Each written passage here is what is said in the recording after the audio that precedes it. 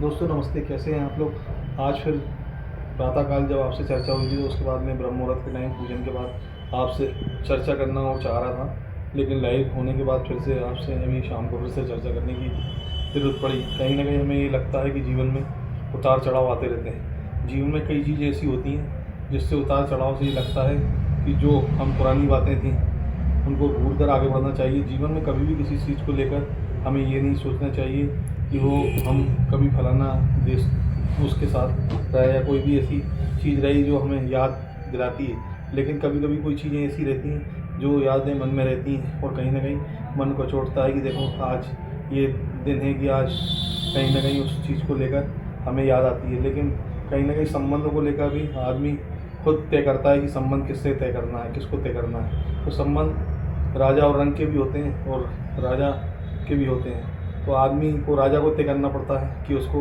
रंग के साथ संबंध रखना है कि रखना है। तो लोग ये भी, कई लोगों को ये होता है कि हम राजा हैं तो भाई राजा हैं तो राजा होंगे, लेकिन संबंधों को लेकर आदमी कहीं ना कहीं विचार करता है। तो हम तो हमेशा संबंध बनाने के लिए आगे बढ़ते हैं, लेकिन जीवन में कई लोगों को ऐसा लगता है कि उनसे हमारे संबंधों को लेकर कहीं ना कहीं उनके मन में पीड़ा रहती है।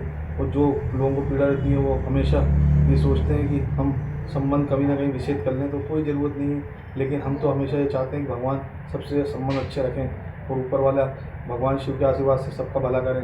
जो भी अगर संबंधों को लेकर कोई मतभेद या मनभेद होते हैं तो जीवन में कभी ऐसे नहीं होना चाहिए।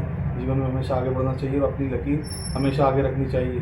और भगवान से तो हमारी यही प्रार्थना है, जो भी हमसे संबंध रखें वो सब भगवान के आशीर्वाद से सब आगे बढ़ें और आगे बढ़ते रहें। जीवन में कभी कोई ऐसी चीज़ ना आए जिससे कि उनको दिक्कत हो।